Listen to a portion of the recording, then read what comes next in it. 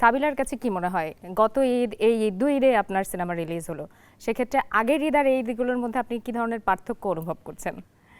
আগের ঈদগুলো বলতে আমি যখন মানে ছোট পর্দায় তো নিয়মিত কাজ করতাম, তখন ঈদের আগের দিন পর্যন্ত আমাদের শুটিং থাকতো অনেক সময়, এবং তখন আসলে পুরো সেটের সবার সাথেই আমরা চাঁদ রাতটা সেলিব্রেট করতাম, এবং ঈদের দিনটা আসলে খুবই আরামে কাটতো পরিবারের সাথে, ফ্রেন্ডদের সাথে। আরাম বলতে এখন কি আরাম? না না না, আরাম বলতে এখন তো ঈদের দিন থেকেই আসলে একটা টেনশন বলি, এক্সাইটমেন্ট বলি, বা হলে গিয়ে অডিয়েন্সের সাথে সিনেমা উপভোগ করার যে ব্যাপারটা সেটা থাকে, ব্যস্ততা থাকে। তো আগে ছিল ঈদের আগে প্রচুর ব্যস্ততা, এখন ঈদের আগে মানে একদম ঠিক আগে আগে ব্যস্ততাটা হয়তো একটু কম থাকে, নিজেকে একটু টাইম দিতে পারি, পরিবারকে টাইম দিতে পারি, একটু শপিং করতে পারি।